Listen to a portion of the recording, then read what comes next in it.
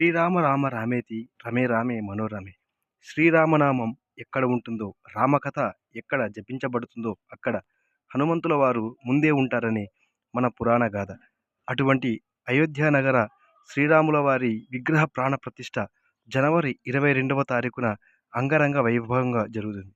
యావత్ భారతదేశం శ్రీరామనామంతో విరాజిల్లబోతుంది. అటువంటి అయోధ్య నగరంలో విగ్రహాలు ఏ విధంగా ఉంటాయో వాటి యొక్క ఫోటోలు కొన్ని మన వ్యూవర్స్ కోసం. ఇక్కడ రాముల వారి విగ్రహం కనబడుతుంది. విగ్రహం ఎత్తు 4.24 అడుగులు, వెడల్పు 3 అడుగులు. వెనుక భాగంలో విష్ణువు దశావతారాలు చెక్కబడి ఉన్నాయి. ఇది రాముల వారి యొక్క గర్భగుడి ద్వారం. మొత్తం బంగారంతో తయారు చేయబడింది. ఈ ఫోటోలు కొన్ని మన వ్యూవర్స్ కోసం ఇక్కడ ప్రచురించబడ్డాయి. కాబట్టి అందరూ ఈరోజు రామనామాన్ని జపిస్తూ ఆ రాముల వారి యొక్క అనుగ్రహాన్ని పొందగలరు. యావత్ భారతదేశానికి ఇది ఒక పెద్ద పండుగ లాంటిది. అందరూ ఈరోజు తప్పకుండా రామనామాన్ని జపించండి.